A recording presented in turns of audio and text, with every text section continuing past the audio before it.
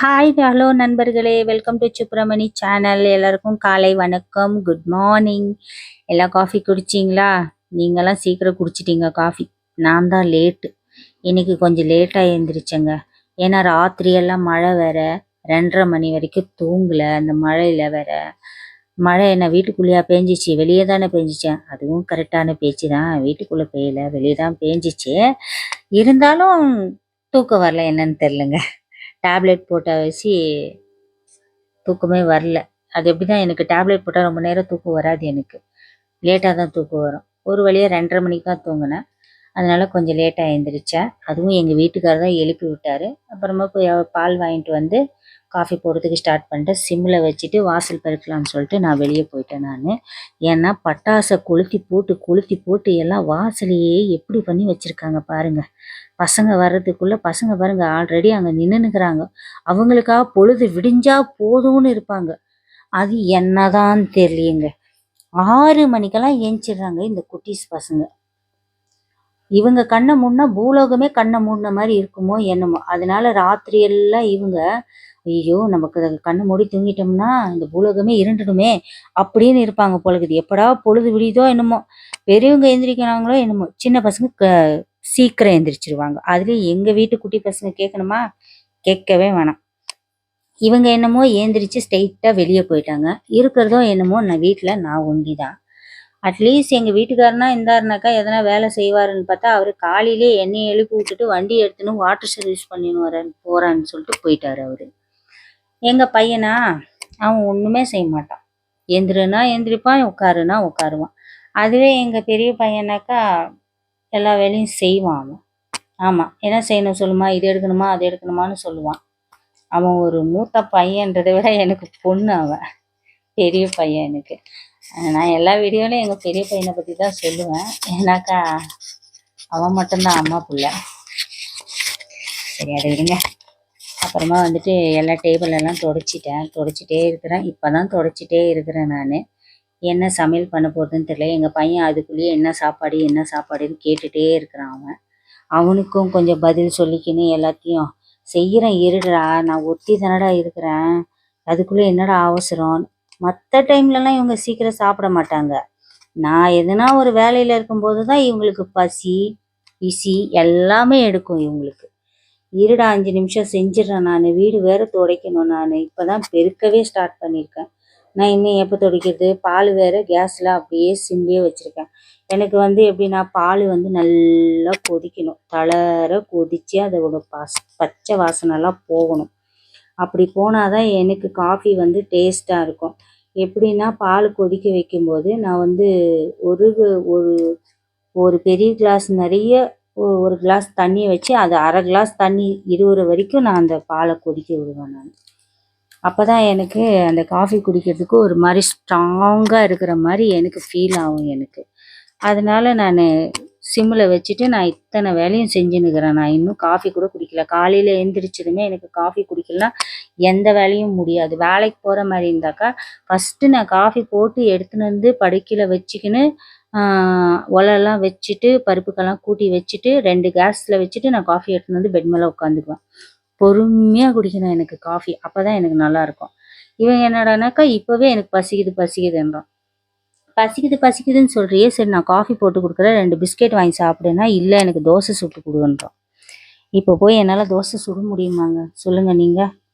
இருடா சுடுறேன் அப்படின்னு சொல்லிட்டு அவங்ககிட்டயே பேசிட்டு நான் மட்டும் காஃபி போட்டுக்கின்னு ஊற்றிக்கின்னு எடுத்துன்னு வந்துட்டேன். எங்கள் வீட்டுக்காரருக்கு கொஞ்சம் காஃபி வச்சுட்டு நான் மட்டும் காஃபி ஊற்றிக்கினேன். நான் கொஞ்சம் காஃபி பைத்தியங்க. எனக்கு காஃபின்னா ரொம்ப பிடிக்கும் எனக்கு. அதனால் நான் காஃபி நிறைய குடிப்பேன். பெரிய கிளாஸ் நிறைய. வாங்க காஃபி குடிக்கலாம். சரி, இன்னும் காஃபி குடிச்சிட்டு கடைக்கு போய் 3 எண்ணெய் சேர்ந்துருக்கிற மாதிரி எண்ணெய் வாங்கிட்டு வந்து எங்கள் சின்ன பையனுக்கு வச்சேன். அவன் இதுக்குன்னு எனக்கு எண்ணெய் வேணவே வேணாம் எனக்குன்னா அவனை 2 திட்டி அவனுக்கு எண்ணெயை தேய்ச்சி. ஏன்னா இந்த காலத்து பசங்களுக்கு ஒன்று சொன்னால் ஒன்று கேட்கவே மாட்டேன்றாங்க பாருங்கள். கண்ணில் ஏன் எண்ணெய் ஊற்றுற, காதில் ஏன் எண்ணெய் ஊற்றுறேன்னு கேட்குறான் பாருங்க. அவன் என்னத்தை சொல்கிறது. அவனுக்கு எண்ணெய் தேய்க்க வச்சுட்டு தண்ணியை காய வச்சு அவனுக்கு கொடுத்துட்டு இங்கே வெறும் சோறு மட்டும்தாங்க வச்சுக்கிறேன். இன்றைக்கி காரக்குழம்பு ராத்திரி இதே இருக்குது. அதுவே எங்கள் 3 பேருக்கு காலையில் சாப்பாட்டுக்கு போதும். மத்தியானத்துக்கு தான் பார்த்துக்கலாம். அப்புறம் வந்து எங்கள் வீட்டுக்காரும் எங்கள் பையனும் வந்து குளிச்சுட்டு வந்துட்டாங்க.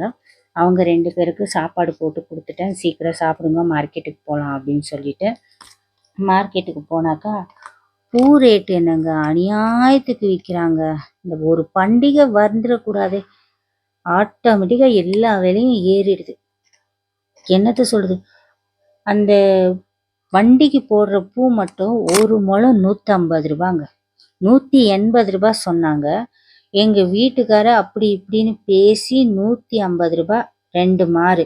அப்புறம் சாமிக்கு போடுறதுக்கு ஒரு முழம் 100 ரூபாய், மொத்தம் 400 ரூபாங்க. பூ மட்டும் 400 ரூபாங்க. அநியாயத்துக்கு விற்கிறாங்க. என்னத்துக்கு இப்படி விற்கிறாங்கன்னு தெரில எனக்கு. சரின்னு பூ வாங்கிக்கணும். பூ வாங்கிக்கின்னு எலுமிச்சை பழம் வாங்கணுமாச்சு. வண்டிக்கு வந்து சக்கரத்துக்கு வைக்கிறாங்க இல்லைங்களா. அதனால 4 எலுமிச்சை பழம், வாழை இலை வாங்கிக்குங்க அப்படின்னு சொன்னேன். வாழை மரம், வாழை மரம் தானே அது. ஆமாம், வாழை மரம் வாங்கிக்கிங்கனாக்கா வேணாம் அப்படின்னு சொல்லிட்டாரு எங்கள் வீட்டுக்காரர். இல்லை இது பட்ஜெட்டில் பண்ணுற பூஜை, அதனால அதெல்லாம் வேண்டாம், இது மட்டும் போதும் அப்படின்ட்டாரு. சரி ஸ்வீட்டாவது வாங்குங்க, நம்ம ஒரு வண்டிக்கு பூஜை போடுறோம், அட்லீஸ்ட் வீட்டு பக்கத்தில் இருக்கிறவங்களுக்குனா கொடுக்கலான்னா கூட அவர் அதுவும் வாங்கலை. என்ன பூஜை பண்ணுறாரோ.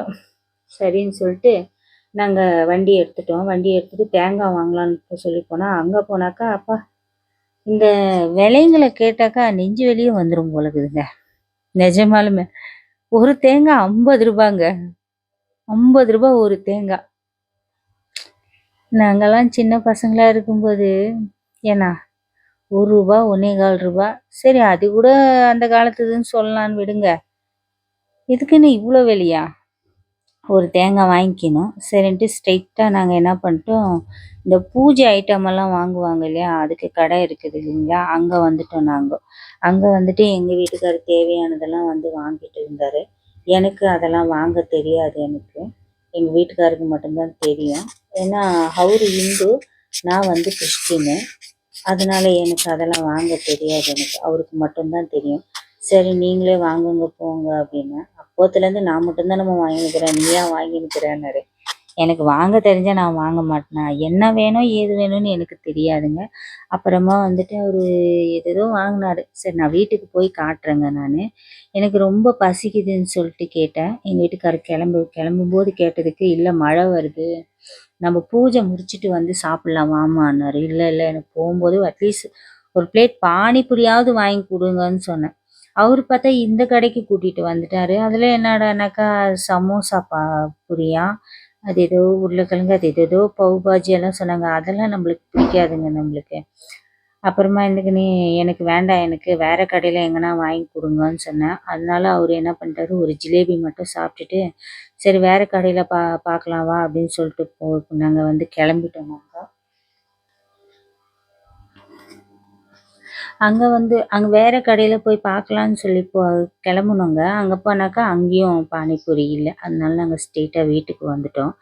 மழை வருதுன்னு கத்திட்டே இருந்தார் எங்கள் வீட்டுக்காரர். அதெல்லாம் இல்லாத எனக்கு எங்கன்னா போய் எதனா கேட்டு வாங்கி தரலன்னா நான் வந்து கோவமாக உட்காந்துக்குவேன். சரி நீ வீட்டுக்கே போகலாம் வான்னு சொல்லிட்டு நான் கோவமாக வந்துட்டேன். நான் என்ன கேட்கணும் அதை வாங்கி கொடுக்கலாம், எனக்கு கோவம் வந்துடும். அதனால கோவமாக வீட்டுக்கு வந்துட்டேன். வீட்டுக்கு வந்து எல்லாத்தையும் எடுத்து வச்சுட்டோம். நாங்கள் என்ன எடுத்து வச்சுருக்க போகிறோம், எலுமிச்சை பழம், அப்புறம் வந்து வத்தி, கற்பூரம், ஊதுபத்தி, வெத்தலைப்பாக்கு, இது சாமிக்கு போடுறது ஒயிட் கலர் பூவு, அப்புறம் இது வந்துட்டு வண்டிக்கு போடுறதுக்காக வாழைப்பழம் இல்லை, அதனால அவர் வாங்க போயிருக்கிறாரு வாழைப்பழம் வாங்கிறதுக்கு. அங்கேயே வாங்குன்னு சொன்னார். எனக்கு பானிபூரி வாங்கி கொடுக்கலன்ற கோவத்தில் என்னை வீட்டில் விட்டுட்டு நீ வந்து வாங்கிக்கோன்னு சொன்னேன்.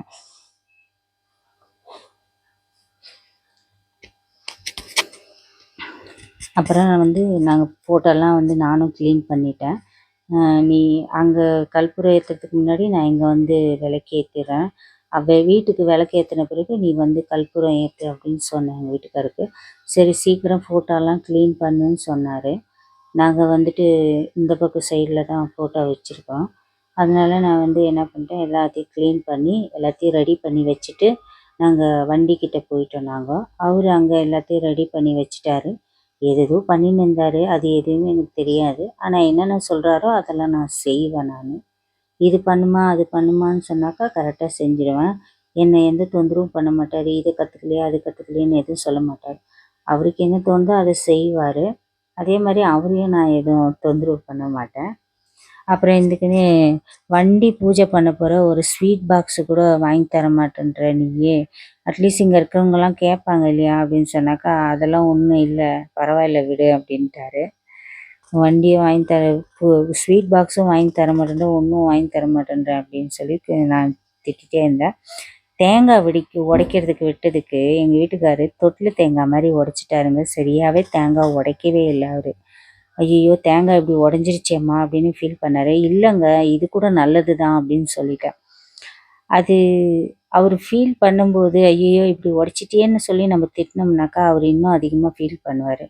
அதனால் அதுவும் நல்லது தான், அதுவும் நல்லது தாங்க, அது ஒன்றும் தப்பு இல்லை. அப்புறம் வண்டிக்குள்ளே போய் அந்த எலுமிச்சை பழம், பச்சை மிளகா, 11 பச்சை மிளகா வச்சு அவரே கோத்தாரு. எலுமிச்சை பழம் இதெல்லாம் கோத்து அவரே கட்டிட்டாரு.